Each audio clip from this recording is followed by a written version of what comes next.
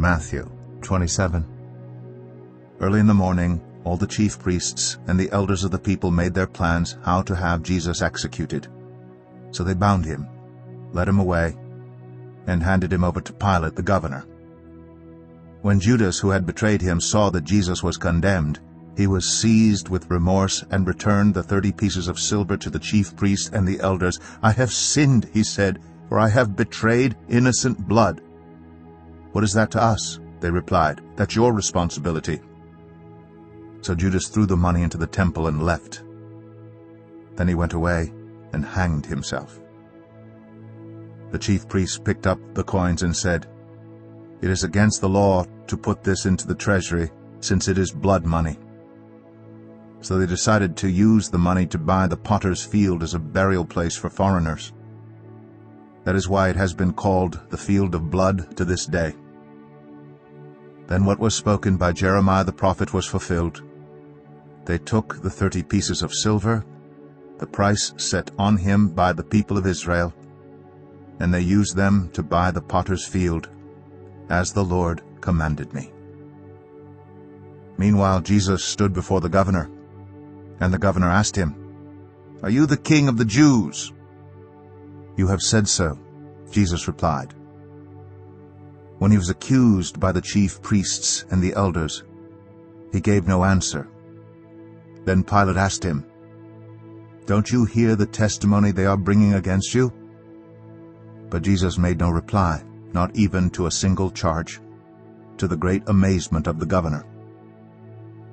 Now it was the governor's custom at the festival to release a prisoner chosen by the crowd. At that time they had a well-known prisoner whose name was Jesus Barabbas. So when the crowd had gathered, Pilate asked them, "Which one do you want me to release to you, Jesus Barabbas or Jesus who is called the Messiah?" For he knew it was out of self-interest that they had handed Jesus over to him. While Pilate was sitting on the judge's seat, his wife sent him this message, "Don't have anything to do with that innocent man, for I have suffered a great deal today in a dream because of him." But the chief priests and the elders persuaded the crowd to ask for Barabbas and to have Jesus executed. "Which of the two do you want me to release to you?" asked the governor. "Barabbas," they answered. "What shall I do then with Jesus who is called the Messiah?" Pilate asked. They all answered, "Crucify him!" "Why? What crime has he committed?" asked Pilate. But they shouted all the louder, "Crucify him!" When Pilate saw that he was getting nowhere, but that instead an uproar was starting, he took water and washed his hands in front of the crowd. "I am innocent of this man's blood," he said. "It is your responsibility." All the people answered, "His blood is on us and on our children." Then he released Barabbas to them, but he had Jesus flogged and handed him over to be crucified. Then the governor's soldiers took Jesus into the praetorium and gathered the whole company of soldiers around him. They stripped him and put a scarlet robe on him, and then twisted together a crown of thorns and set it on his head. They put a staff in his right hand. Then they knelt in front of him and mocked him. "Hail, King of the Jews!" they said. They spit on him and took the staff and struck him on the head again and again. After they had mocked him, they took off the robe and put his own clothes on him. Then they led him away to crucify him. As they were going out, they met a man from Cyrene named Simon, and they forced him to carry the cross. They came to a place called Golgotha, which means the place of the skull. There they offered Jesus wine to drink, mixed with gall. But after tasting it, he refused to drink it. When they had crucified him, they divided up his clothes by casting lots, and sitting down they kept watch over him there. Above his head they placed the written charge against him, "This is Jesus, the King of the Jews." 2 rebels were crucified with him, one on his right and one on his left. Those who passed by hurled insults at him, shaking their heads and saying, "You, who are going to destroy the temple and build it in 3 days, save yourself. Come down from the cross if you are the Son of God."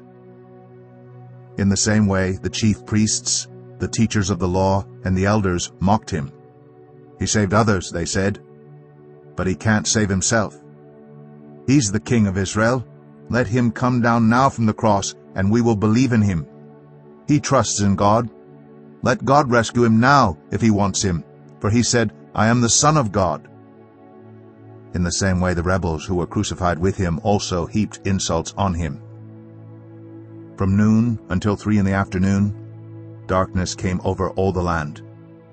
About 3 in the afternoon, Jesus cried out in a loud voice, "Eli, Eli, lema sabachthani," which means, my God,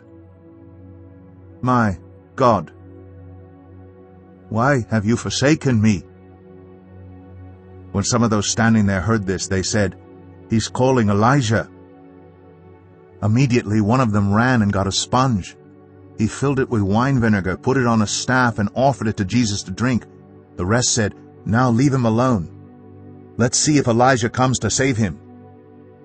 And when Jesus had cried out again in a loud voice, he gave up his spirit. At that moment the curtain of the temple was torn in two from top to bottom. The earth shook, the rocks split, and the tombs broke open. The bodies of many holy people who had died were raised to life. They came out of the tombs after Jesus' resurrection and went into the holy city and appeared to many people. When the centurion and those with him who were guarding Jesus saw the earthquake and all that had happened, they were terrified and exclaimed, "Surely he was the Son of God." Many women were there, watching from a distance.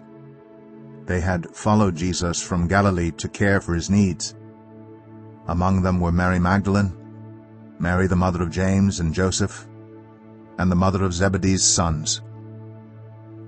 As evening approached, there came a rich man from Arimathea, named Joseph, who had himself become a disciple of Jesus.